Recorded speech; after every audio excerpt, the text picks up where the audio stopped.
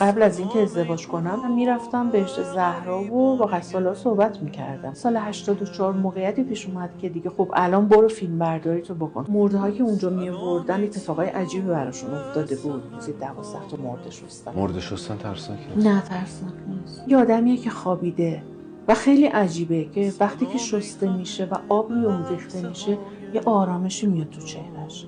یک بچه 6 ماهه رو آورده بوده. اینو هیچ وقت یادم نمیره و هنوز بهش فکر میکنم یه جوری غمم میگیره. مادرش پشت شیشه بود، میزد به شیشه میگفت حواست باشه آب تو گوشش نره.